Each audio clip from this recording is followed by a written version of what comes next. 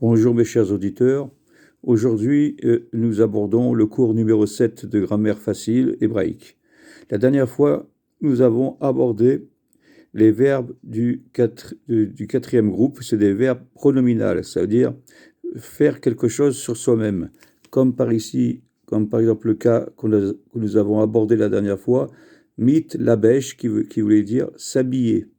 La racine c'est la bêche, vêtements, la bêche, et on ajoutait le préfixe mite, mit la bêche. Ça veut dire s'habiller. On avait vu beaucoup de mots comme ça. Et là, aujourd'hui, exceptionnellement, je vais vous apprendre, toujours en parlant de ce groupe-là, quelques exceptions. Mais sur toutes ces exceptions ont un sens que je ne vais pas aborder maintenant, mais il y a une raison pour laquelle il y a quelques petites modifications. Alors, je vais vous montrer un mot qui est comme ça. Regardez. Si la racine est le mot saken, ça commence par un samer. Saken, c'est le mot sakana, c'est-à-dire danger. Mistaken veut dire se mettre en danger.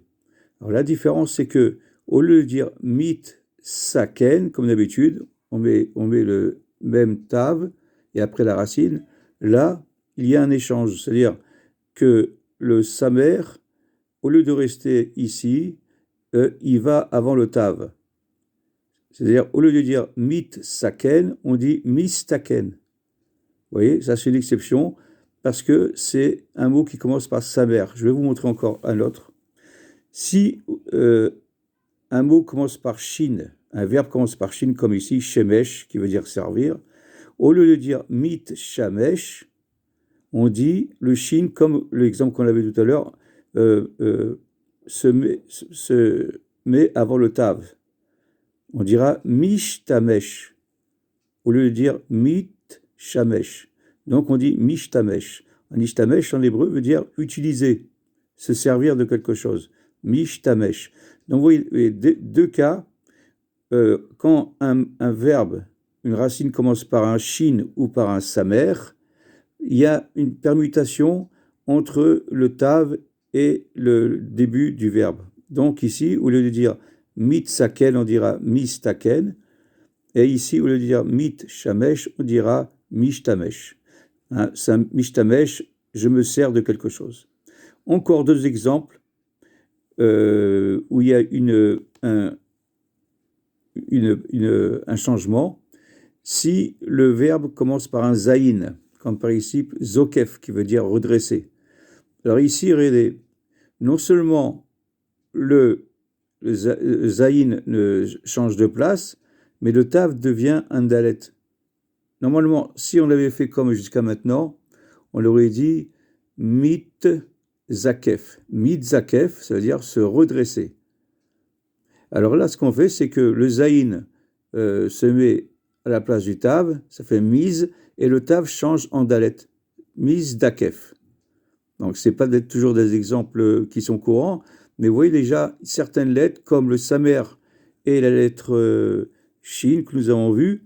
Maintenant, on voit le zaïn, lui, il fait un changement encore plus profond, puisqu'il se met bien, il permute avec la lettre qui était avant, mais le tav, qui devrait être tav, il commence par un dalet. Mizdakef, se redresser. Encore un exemple où on voit un changement comme ça, c'est quand par exemple c'est le mot tzedek. Tzedek, tzedek, ça veut dire justice, droit. Regardez, là, au lieu de dire mit tzadek, c'est-à-dire se justifier, mit tzadek, alors le tzadik, il permute avec le tav, et un autre changement, c'est que le tav devient la tête. Mit tadek. Vous voyez, zayin, samer, tzadik et shin font ce changement, changement par rapport à ce qu'on a vu jusqu'à maintenant. Donc c'est pour ça que je ne vous apprends pas toujours les exceptions, pour que vous puissiez bien comprendre les choses de base. Mais vous voyez que des fois, certaines lettres font qu'il y a des permutations et des petits changements. Regardez encore un autre. Ici, il n'y a pas beaucoup de changements. Mitnael, c'est-à-dire se conduire. Mitnael, là, il n'y a pas ce problème-là. Mishtael, là, oui, regardez, comme ça commence par shin, shal, ça veut dire tousser. Au lieu de dire mit-shael, on dira mishtael, se mettre à tousser. Vous voyez, c'est le principe du shin. Et là, regardez, là, il n'y aura pas de problème. Mit-palais, ça veut dire s'étonner. Mit-palais, donc c'est bien même tav, il n'y a aucun problème. Donc, vous voyez, quelques exemples où certaines racines, lorsqu'elles commencent par shin, ou par sin, c'est pareil, ou qu'elles commencent par tzadik, ou samer, ou zayin, elles changent, elles font quelques petits changements dans la position des lettres. La prochaine fois, mes chers auditeurs, nous allons aborder l'infinitif. L'infinitif, c'est bien sûr, c'est quelque chose d'important. Lorsque, par exemple, on dit anirotse, je veux, anirotse, écrire. Nous avons vu la dernière fois que j'écris, c'est kotev, oe. Là, le infinitif, ce sera lichtov. Tous les verbes du premier groupe, leur infinitif se dit lichtov, lishmor, lisrot, lifol. Vous voyez, ça commence toujours comme ça. C'est pratiquement la même chose. Donc, je vous apprendrai pour l'infinitif parce que ça vous servira. Parce que, bien sûr, l'infinitif, il y a beaucoup de verbes où on a besoin de l'infinitif. Par exemple, ici, quand j'avais dit mit la bêche, c'est-à-dire s'habiller, l'infinitif, c'est les, hit, la bêche. On voit toujours la racine de la bêche.